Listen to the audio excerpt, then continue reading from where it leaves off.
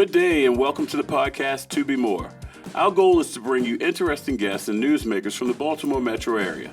We want to learn from them and delve deeper into their influence or area of expertise as they work to impact the community. My guest today is a native of the city of Baltimore, a graduate of the Polytechnic Institute, and later Tuskegee University, where he earned a degree in electrical engineering. In 2011, he was elected to the Baltimore City Council, and in 2016, he ran for mayor of Baltimore, while in 2017, he served in the House of Delegates. In 2020, he was elected as the Baltimore City Council president, which is the role he currently holds today. That is Mr. Council President Nick Mosby. Good afternoon and welcome to the show. Thanks for having me on today, TJ. Yep, we appreciate you being here, and what a journey it's been for you. What kind of made you go from electrical engineering to legislator?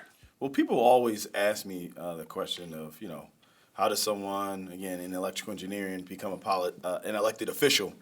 And I'll just kind of retrace it back to my childhood. So growing up, I grew up in Northeast Baltimore. I tell folks all the time, I grew up in a 3-bedroom house with 6 women. My grandmother was the matriarch of our house. Did you get to use the bathroom at all? Yeah, it was tough. It was one bathroom in the entire house. My grandmother was the matriarch, shared a bedroom with my mother and my sister till I was like 14 years old, and so on and so on. But you kind of get the picture. My mother really believed in democracy. She really believed in the process of putting individuals that was going to represent your community in elected office. Despite the challenges that she faced with mass transit, despite the issues she saw going on in the school system with me, the challenges in our community, she always believed in ensuring that the right person was in office. So I can remember being as young as 5, 6 years old, waiting in line with my mother to go vote. And her closing the curtain and at the time pressing the levers and her holding me up and allowing me to kind of participate in that process. And I just became really interested in it. Around the 3rd grade is when Kurt Schmoke won for mayor, the first African-American elected mayor of the city of Baltimore.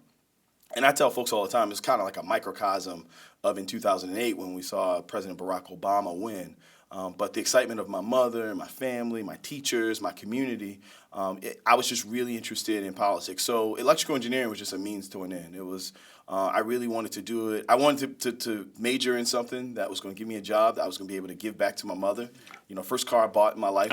You went from Poly engineering to Tuskegee engineering. You were on the track for engineering. Yeah, I did, So first car I ever bought in my life was for my mother. All right, so came back home, worked as an engineer. Helped to support my mother in ways that I thought was going to be beneficial.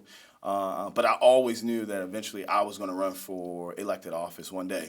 And decided to run when I was 25, 26 years old for a city council seat that I ultimately lost, but I learned a lot from. Yeah. So when you ran first, what was the first year you ran? So it would have been... 07? So I won in 11, so it would have been 07. 07, okay. Yep. And just for notes, there was a change during your tenure, during Mayor Stephanie Rollins-Blake tenure, where all of you, I think, served 5 years in your term to get it on the cycle of the presidential election, because Baltimore inexplicably was on an off year, odd year. Nobody else voted. Correct. At that time, we had 3 elections in every 4 years. Yeah, it just lowered the threshold of turnout in the city. So, 2007, then you ran again in 2011 and were successful. Yep. Not many people win the first time they run. And that's no prelude to anything, by the way. But most people, have to get themselves out there a few times. But so you ran for city council, you won in 2011 and served for a while until the end of that term. But you decided to run for mayor. Mm-hmm. And you saw opening an opportunity then to do that. Why? Well, it was a point in the city where I think we desperately needed a voice to speak to all of Baltimore. I think with my background as an electrical engineer, working in big business, but then also being from Baltimore and understanding and knowing the plights and the struggles of the city, I represented a voice that could talk to all sectors of the city. Be it at a boardroom or be it on a street corner. I thought that I could develop a way of relating and literally connecting the dots. I think that's what we desperately need. we see now more than ever, not just in politics and government, but also just in the fodder of communication about like how we move our city forward, a huge divisiveness between different sectors of our city. And Baltimore desperately needs, that individual that can connect the dots, that can relate and be relatable about how we move our city forward, how we develop comprehensive strategic solutions and policies that benefit the entire city and not just talk to one sector of the city. And I'm gonna get back to politics because this is a really important journey. But I also went to Poly. I didn't end up graduating from Poly, but it's actually a very interesting story because Poly pushes you. Oh, yeah. I think the people at City get pushed a little bit too, but I know Poly pushes you. Yeah. And why haven't we been able to push that into every other school in the city? Well, it's interesting because the reality is, and you'll know this, it starts well before Poly, particularly for me. Yeah, very so, true. My mother was a strict parent. She made sure I did all my schoolwork, made sure I could have perfect attendance if possible every year. So I always got, great grades. I was always on honor roll and this and that. It was a rude awakening when I went to Poly. Yeah. At Chinquapin, that was my middle school. I went to Hartford Heights, Yorkwood, Chinquapin, for all the Baltimore folks out there. But in Chinquapin, I was doing just regular math my 8th grade year, adding, subtracting, the division and multiplication. The first math class at Poly, when I went, was Algebra 2. So I struggled miserably at Poly, like trying to do everything. My mother, put me in this program and that program. Thankfully, it was a program called Upward Bound that I was able to get in and work through. But my first year at Poly, I failed 2 classes. And you were forced to go to summer school. Yeah, you're forced to go to summer school. And at that time, if you failed 3 classes, you would have gotten put out of Poly. Yeah. I would have been at Northern. You go to your zone school. So that was like a real rude awakening to me because school had always come easy, but it's because I was never challenged. Right. I was always stuck in these classrooms that, the work was basic and you should have been moving up sooner, but they were just going with the basic. So, the idea, like when we talk about the issues of Baltimore, I like to talk about it's not just about the young folks that are engaged in unproductive behavior, the young folks that are engaged in violence and have issues. But what about all the lost potential that we have throughout our communities? Right. The idea is the overwhelming percentage of our young folks want to do right and want to be productive citizens of our society, and we miserably fail them every single day. I tell folks all this: if I didn't go to Poly, if I wasn't forced, if I wasn't put in that environment. If I, scored a couple points lower on my composite, that would have just put me in a whole different trajectory of life. Yeah, I went to summer school once at Poly. It was for mechanical drawing, of all things. I was able to get the math and the science and English, but mechanical drawing. And that was the challenge for me, and luckily I caught on. But it 70 was passing, and I think it still is, where 60 is passing overall. That challenge for kids is a big deal. Kids have to get pushed, and when they start to get bored in their minds, they wander off and do other things. And I always, when I talk to people who went to these schools that have this, quote, premier education, I think every other kid can have it, but they have to be pushed. And you brought it up. It does start at the foundation of elementary through middle and at home. It does, yeah. Yeah. So with your background as a legislator, you came back to Baltimore as a delegate. How was the Annapolis experience for you, especially with us being in session right now? How was that for you? I loved it. It opened my eyes up to the world of politics that the city council didn't necessarily afford me in the past. And with that, that's why I tried to bring, I guess, some of the committee structures, committee ruling, just the ultimate decorum that I kind of learned in Annapolis to City Hall. As an individual legislator, the one thing I learned is, and I've been the person that's been at the forefront of many of these things, like, social justice reform, criminal justice reform. All those things are so important and really good, and you got to continue to push. And I have a strong record of pushing and being successful in passing legislation there. But as soon as we start talking about economics, particularly to communities that have been disproportionately disinvested in for far too long, East and West Baltimore, that's when the discussion kind of shifts. That's when the discussion kind of changes.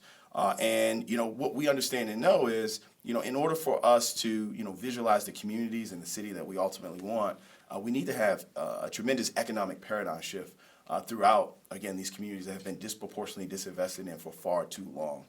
That's the one thing that I really learned in Annapolis, just to see how the tone and the tenor of discussion would change when you start talking about money and dollars and cents as it relates to applying to these communities. Yeah, so with that, has the administration, the current mayoral administration, because as far as I know, and I'm sorry, I want to clear that up real quick. So it's not so I know folks out there like, oh yeah, we pour this into the school system, or we pour this into this social program. That money's fine. What I'm talking about is economic empowerment. Right. I'm talking about how do we develop a way where minority, women-owned businesses in our community can be key stakes of recycling dollars in our community. I'm talking about how we can grow home ownership in the city of Baltimore from East and West Baltimore. I'm talking about how do we look at the divide in the racial gap and how it's consistently increasing in places like Baltimore City. Right. So when we talk about economic paradigm shift, I'm not just talking about the social programming and aspect of it all, because that's literally just putting Band-Aid, on symptoms. That's not really developing solutions, from a comprehensive strategic way of really going after the cure. Right, and I'm with it because when we get into these conversations, they get nuanced and people make it literally black and white and figuratively black and white. But the reality is, you have so many people they're not starting at the same starting line. So they have to have a boost to get up there to help get in play and be in that same ballpark. And we know that we're suffering from that here in Baltimore. And one of the areas that I was curious about, you have a lot of legislative experience. And arguably, I don't know that there are any former legislators in the current administration. I'm not sure. Annapolis legislators. Are you used as a resource? Like right now with, fine, we have lobbyists, but I mean, you were in the room. You know what these legislators are thinking and what they're going to do and how it's going to get done, even more than a lobbyist. Not at all. And to be honest, this is something I don't talk about a lot, but to be honest, it's probably been one of the biggest disappointments of the legislative body and the city council working with the executive branch under the mayor's control of just the complete demarcation of understanding what the goals are of the administration in Annapolis. I kind of put it to akin to when President Barack Obama was president and Joe Biden was his vice president. Right. Joe Biden had walked those halls. He Right. had those relationships. I thought that could be kind of the same relationship with me and the administration, particularly knowing my relationships with Republicans in Western Right. Maryland to the Eastern Shore. I think there's still opportunity for that. I'm definitely still open and working with the Scott administration to kind of do that, but that has never been kind of an effort on their part. Now, we've reached out and we've tried to provide that space and that opportunity, and it's still there and available. At the end of the day, it's about that partnership and us working together to move the city forward. Yeah. It's not about individualism or egos or anything else.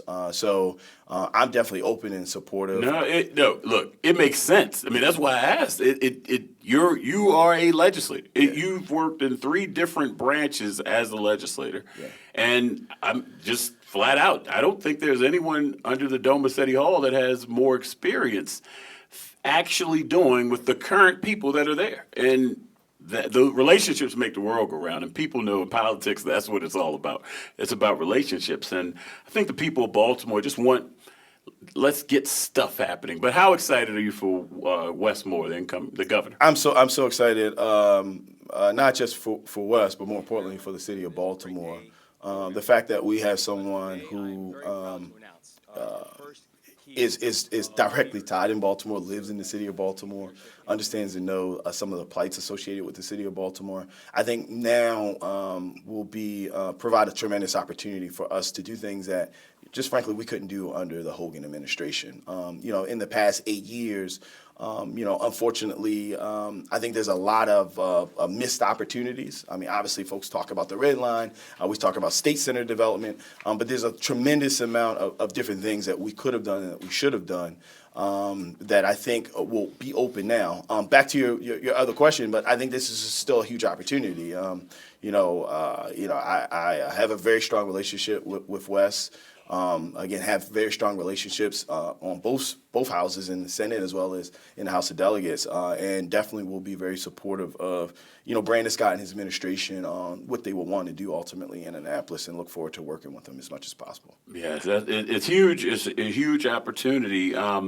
So when we speak about legislation, and just really briefly, we're not going to go into a whole civics class.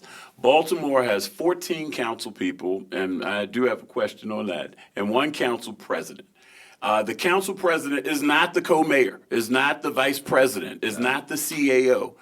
You are effectively the head of the council.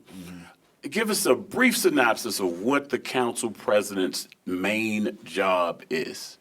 Well, the council president's main job is to preside over the city council, like you said. So when we talk about legislative economy, how bills are moved, when we talk about structuring of committees, when we talk about assignments of committees, when we just talk about the overall flow of legislation and policy through the city council, the council president and his office are ultimately charged and responsible for that.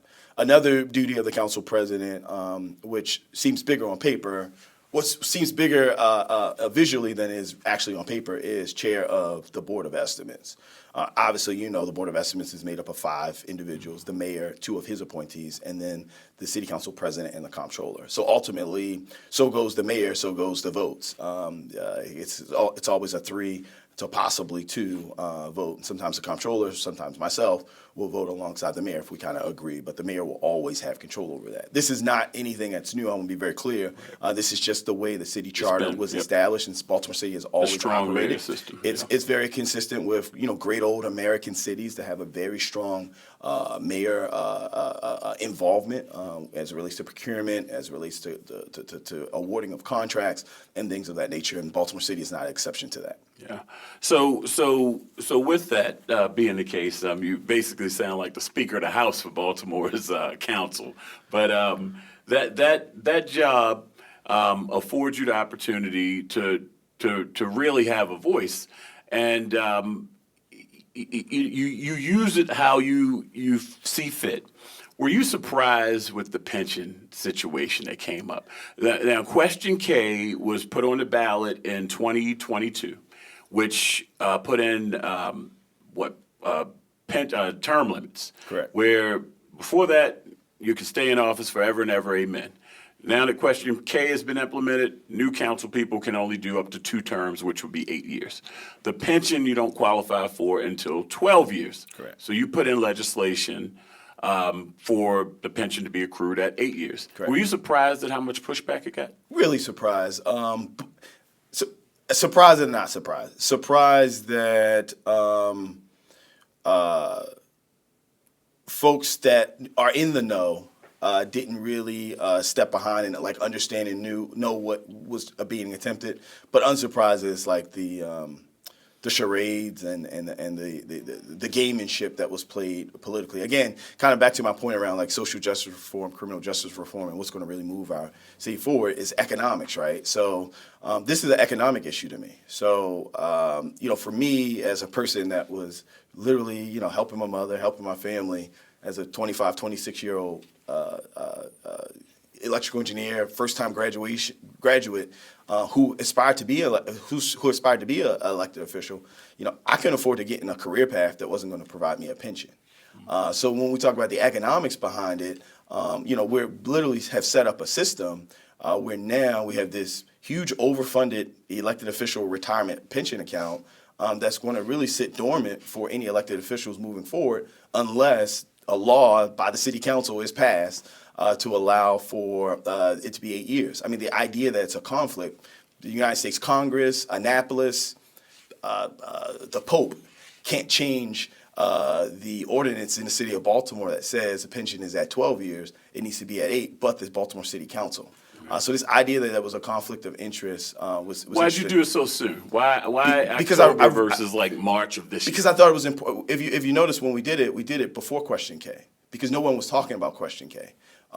Question K was just, first of all, no one knew that Question K was going to hit the ballots. It was well funded by a really, really wealthy individual that has specific special interests in mind behind it. It popped up. Everybody read it. It's written real poorly, which is also to the disadvantage of the city moving forward. But I wanted to call more attention to Question K. So I knew that by introducing a bill to show the reality of what Question K would do, meaning that since now we're going to have term limits of 8 years, now the pensions are also going to have to drop down to 8 years, was important to bring up. So that's what I thought the real story was. If Question K passes, then we're going to have to change our pension system. Because it becomes moot now, right? The pension, nobody can earn a pension. Nobody can earn, not any new elected official. Right. At this point. No new elected officials can earn a pension. Until a bill like the pension bill that I propose passes. Yeah. And another thing I think which is interesting is like, okay, well maybe it's like a individual aim, like, or me. I'm in the old system. Right. Since I was elected in 2011, which was a different pension system than it is today, I'm in the old system. Brandon Scott's in the old system. Bill Henry's in the old system. Eric Costello. Many of them. Sharon Green Middleton. Yeah. We're all in the old system. So as it relates to the change of the new system and where we are, it doesn't really affect us. So it was really just about, one, the elected officials moving forward, and then two, the junior elected officials, the folks that were just recently elected that have 2 years, right? So they're going to literally be serving with folks. If we ever change that law, they're going to be serving with folks that only have to serve 8 years to get their pension, and they have to win two additional elections.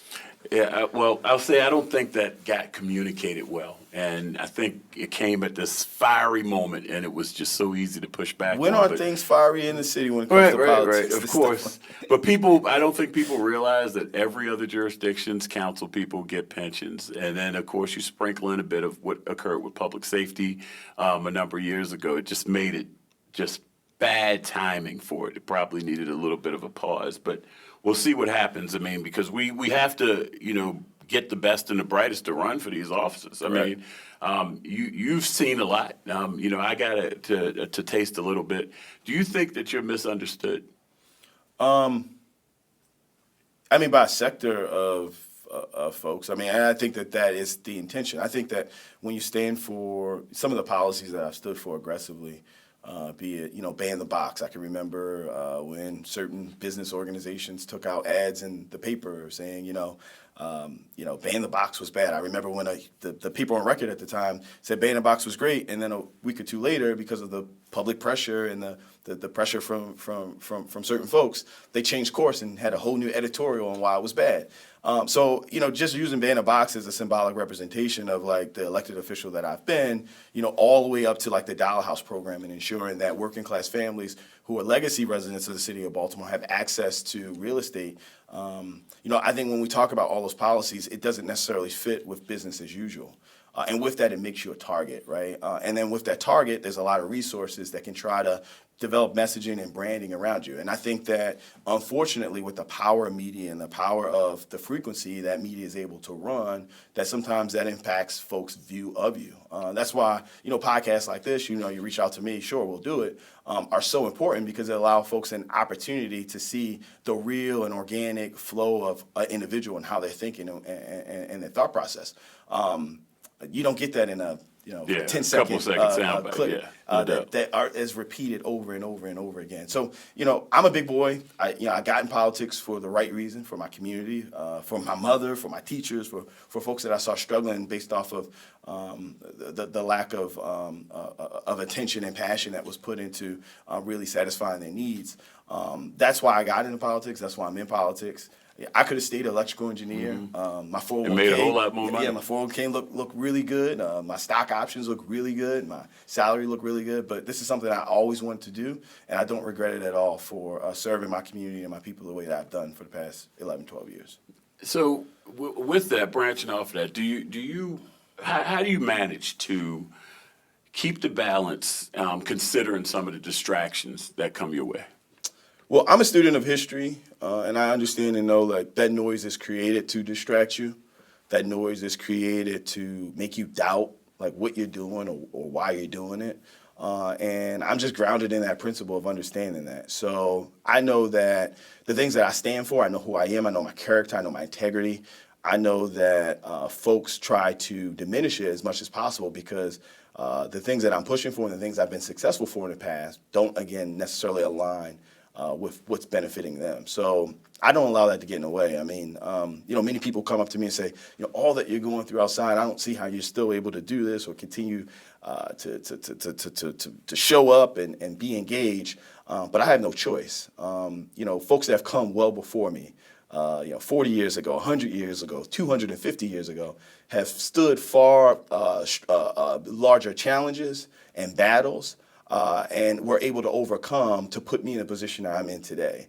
So who be it of me to, kind of run for the hills or be dismayed? I'm a strong believer in faith, and this is something that I'll continue to see through.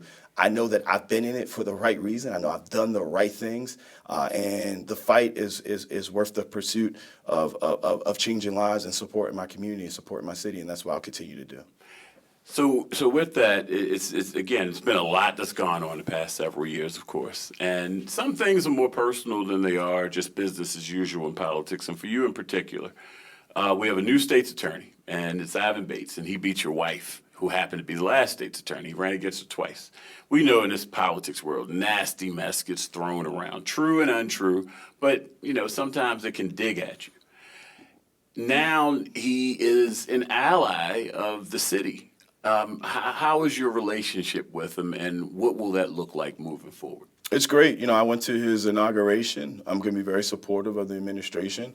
Obviously, my wife being the past state's attorney, I kind of understand and know the challenges that every state's attorney in the city of Baltimore faces.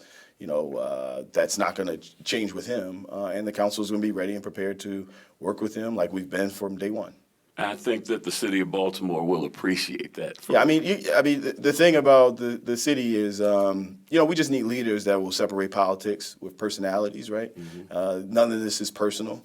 It's all about trying to move our city in the right direction. The voters have spoke. Ivan Bates is one for state's attorney. It's important for us to move forward, and we have to do that with all hands on deck, right? So that be it the mayor. Again, you asked me earlier about my involvement or lack thereof in Annapolis. How that hasn't been available for the past 2 legislative sessions.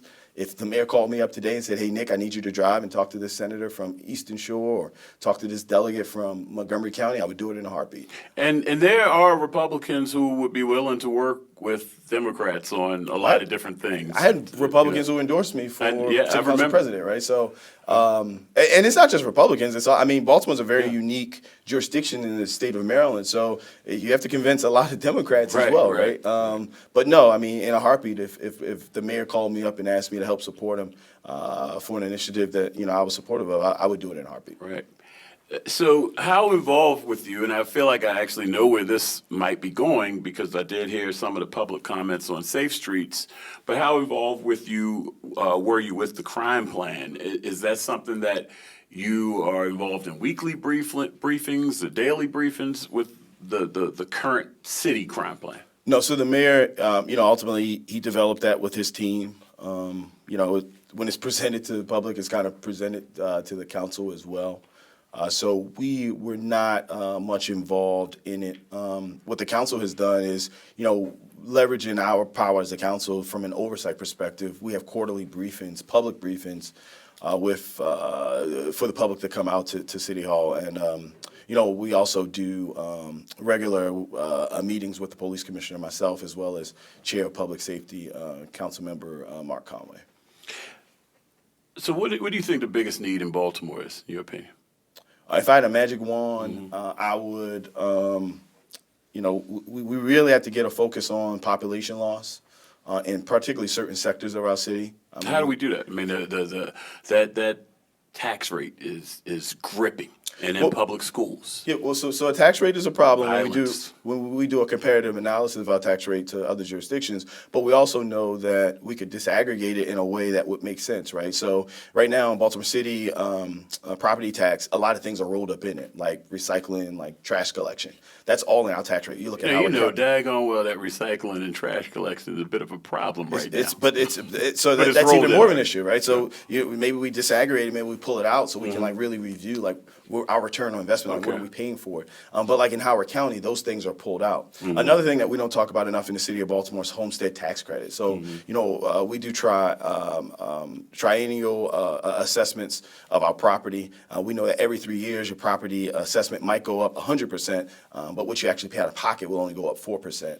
So when we look at cities like Philadelphia and DC, where we see this huge displacement of folks that own property in like places like East and West Baltimore that were displaced because of the taxes, you won't necessarily see that in the city of Baltimore. So that's wins for folks who actually own property here in the city of Baltimore. But back to my original suggestion of population stabilization, particularly in the black middle class. So when we look at like Northeast Baltimore, and we see just kind of folks literally jumping across the line when we look at the last census, that is really problematic because we need to keep those middle class homeowners here in the city of Baltimore.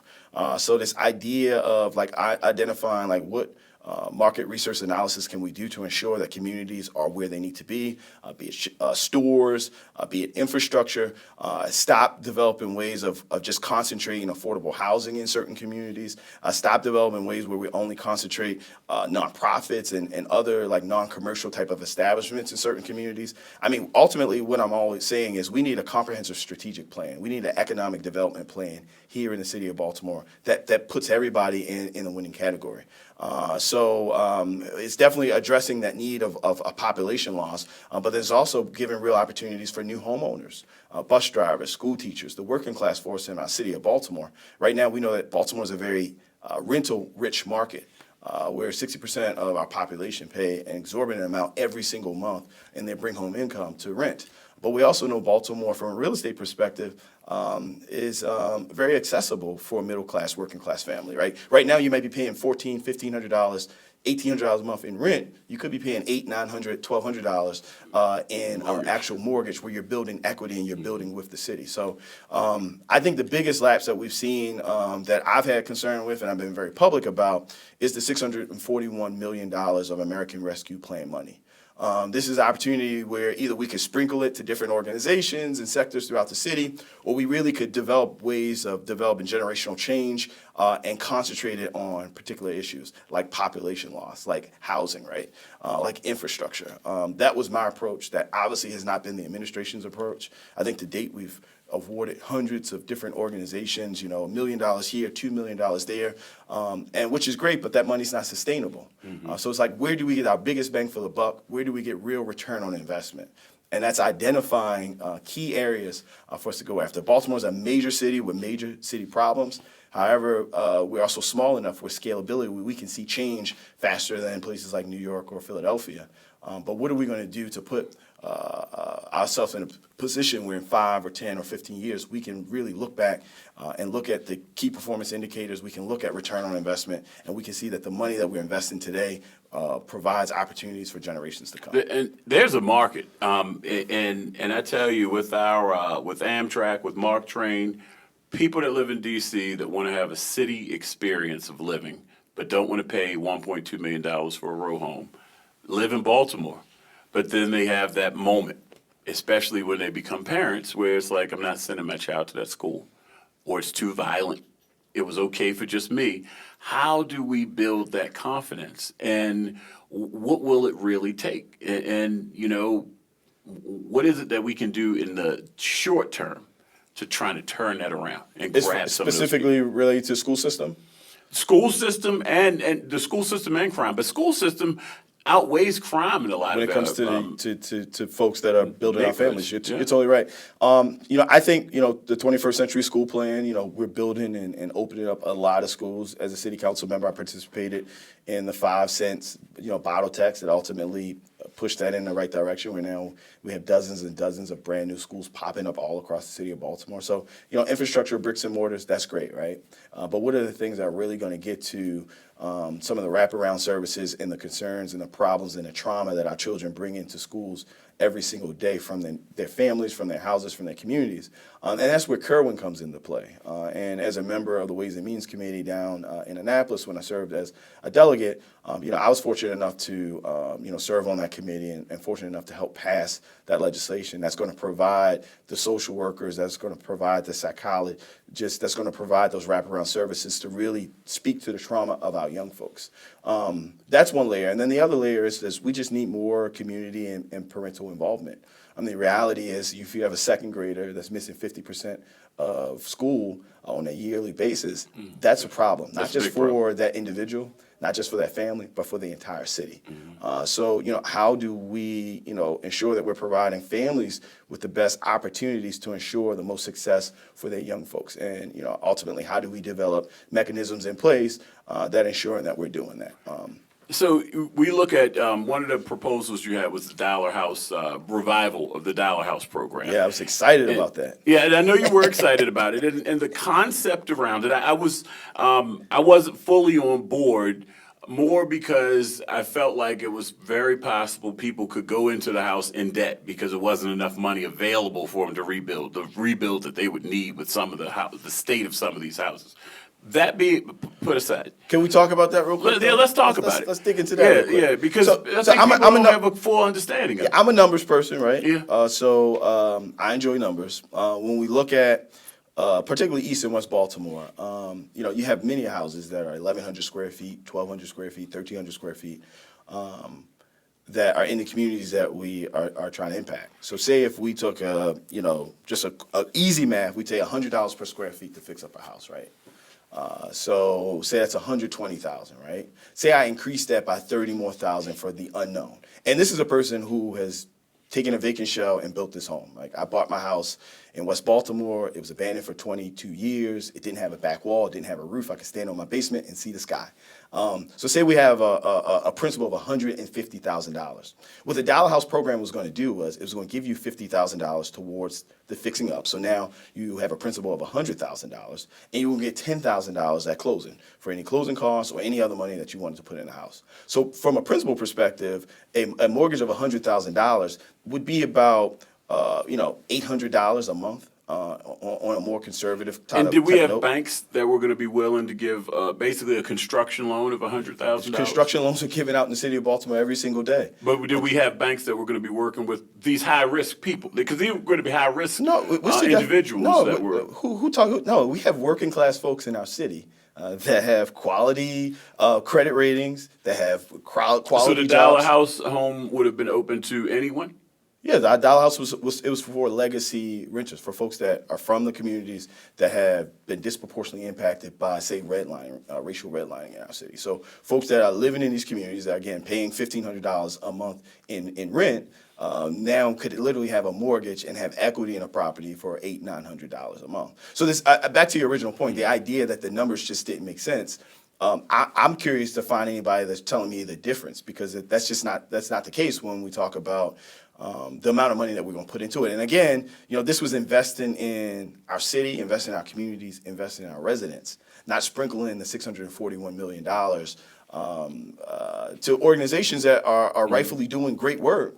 But the money's not sustainable. If I give you building capacity to do the best thing for 2 years, it eventually ends. As opposed to spending the money, we need to invest the money, right? And what a better way of investing it than rebuilding our communities. So that would have been from the ARPA money. Yeah, I was suggesting the American Rescue Act money. Yep. And have we ever looked into, like, Detroit, for instance? They have Dan Gilbert and Jamie Dimon from Chase Bank. Dan Gilbert, the owner of the Cleveland Cavaliers, invested a couple billion into Detroit. Yeah. Jamie Dimon, the CEO of Chase Bank, invested at least $500 million, if not $1 billion, into the city of Detroit to rebuild vacants and loans specific to minorities. Have we looked into any private investments to help, catapult something like this? Because I think the scale of the plan is great and necessary in a city like this that could rebuild a West Baltimore and an East Baltimore and a Southwest Baltimore, those shells of homes that still exist. See, the challenge of building to mass with the level of decay that we have in our community is you need a gap. You need gap financing. And that's where not the private market, but the public sector is really there for. So again, we're talking about working class individuals who love our city or in our city that will have access to home ownership in a way that they haven't had before. And the city's role and government's role has always been to try to figure out a way of how do you take individuals who are able to kind of perform on the private level, how do you put them in a position of success? Mm-hmm. And that's what that gap financing was. That's what the $50,000, for every homeowner would have been. Another part of that Dollar House program that people don't talk about is, the biggest travesty in the economics, particularly of East and West Baltimore, are the homeowners. The folks who have been owning their property for 20, 25, 30 years. And when they look at their property value when they bought back in 1980, it's the same as it is today. Right.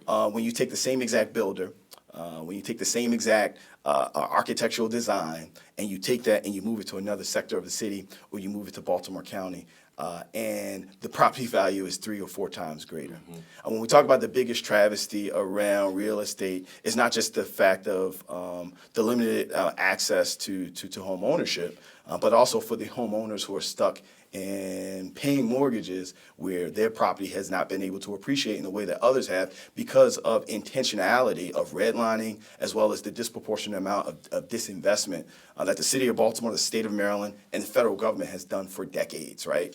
So I thought that with the $641 million was really an opportunity for us to speak to that in a way that the city has never done so, and probably, frankly, in a way that the city will never be able to do. I mean, we don't get an opportunity to literally have unhinged, limited regulations of $641 million for us to, again, develop generational changes like we do with this ARPA money. And that's why, I wrote I'll be honest, op-eds. I'm not about fairness with this. I think if we try to be too fair, we spread ourselves too thin and don't make the actual progress that's necessary. We need to really dedicate it to a long-term investment that just starts generating its own. And I think we're on the same page. That's why I think sprinkling the money throughout the city and buying this. It's a feel-good moment, but then once it runs out. When we look in 5 years, we're going to look back, where's all this money going to go? Listen, $641 million. And when we look at it like that, that's a lot of money, right? But it's really not. Right. When you take it and you divide it and you sprinkle it out. But it's a lot of money if we say, look, these are the 1, 2, or 3 things that we're going to aggressively go after, that we're going to try to develop, again, key performance indicators so we can look in 5 years and 10 years and see the role of what this money has done as it relates to returning of investment for our communities. I think that you can, reinvigorate the Dollar House program, maybe under a different name, different branding, with different marketing.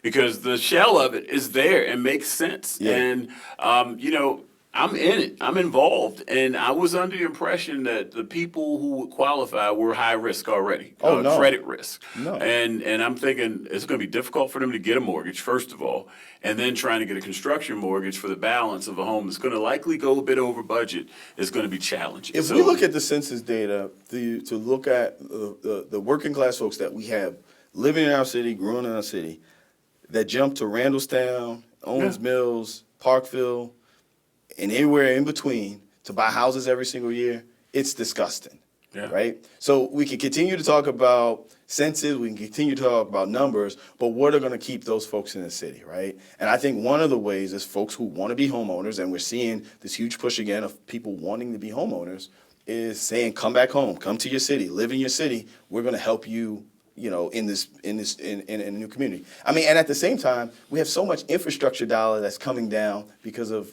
the result of COVID through the federal government as well, right? That's going to be distributed from the state.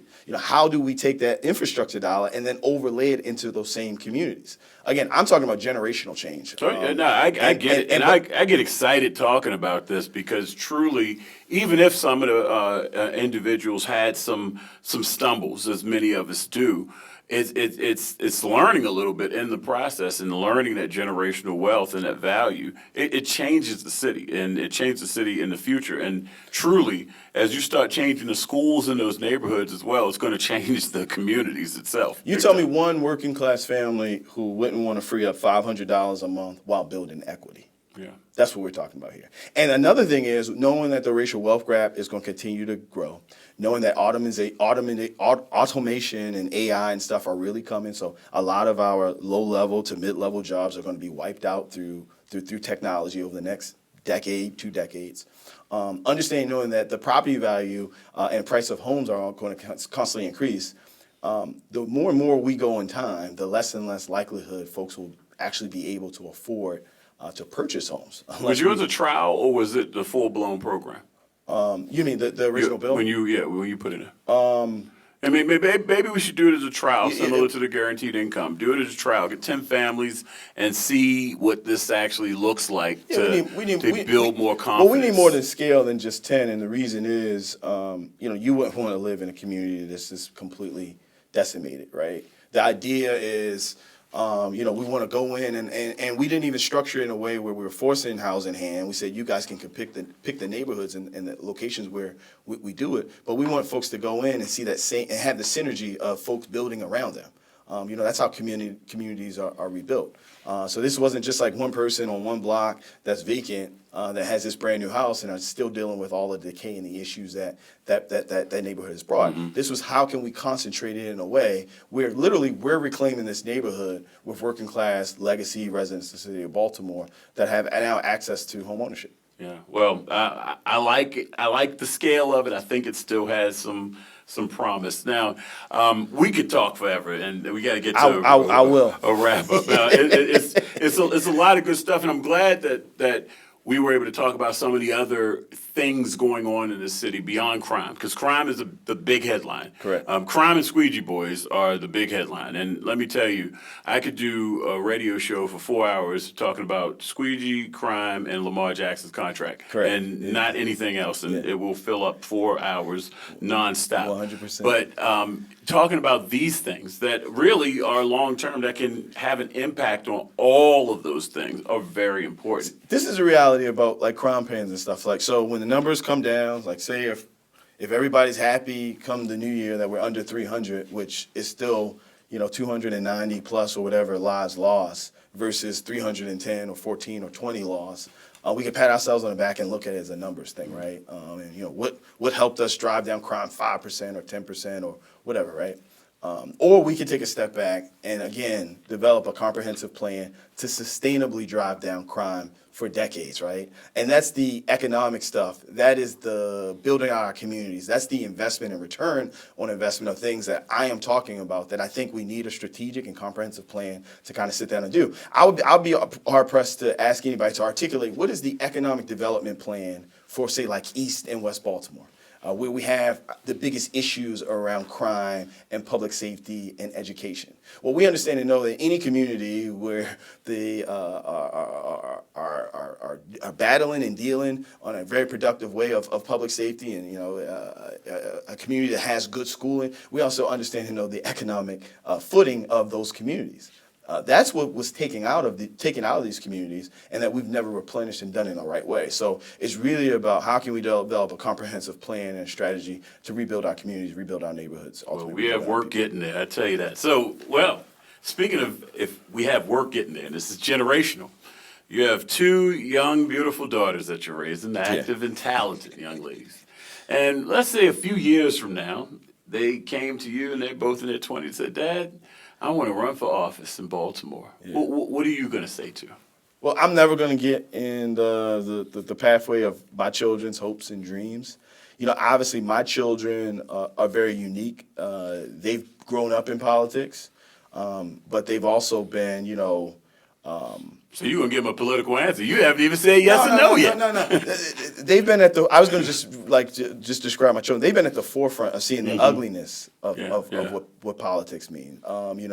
Kids saying stuff about their mother at school, coming out of school and seeing spray paints of their parents' name.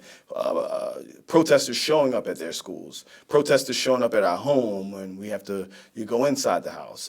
Their mother receiving, really disgusting and egregious mail. So they've seen all this. So if they were so convicted at that point, and they said that, Daddy, I still want to serve the public. You know, I still have compassion and empathy when we talk about the homelessness and when we talk about crime and we talk about issues of children and my peers in my school. I would be their number one fan, the number one cheerleader, the number one supporter, because you know, I got a chance to see politics from a different side, and that's my mother going in and voting and volunteering here and there. They've been able to see it from the real back ugly side of it. And so if y'all have seen all this and want to do it, I'm go with for you. it. Yeah, I'm with you. Yeah, I'm with you. Yeah. So, just 3 quick questions for you. If somebody's coming into town and we wanted to get one meal, where would they go? Where would you send them? One meal, what would it be? And I'm not saying a crab cake. You got to get crab cakes. I mean, it's Baltimore. You can't come to Baltimore and get a crab cake. You got to take them to Lexington Market, Fairleigh. Lexington Market, okay. Or Coco's. The new Lexington Market. The new Lexington Market is, you know, it's lost kind of its charm. And, you know, it's kind of. I can't get my fresh peanuts down there now. I got to walk down Charles Street, though. Or you know, guys shout out Coco's on Hartford Road, too. So I would take them to get a crab cake. All right. If I want to entertain some people from out of town, where do I take them to have an enjoyable night on the town? To have an enjoyable night on the town, where would we take them? I mean, hey, let's go to the Hippodrome. There's been a lot of exciting shows there.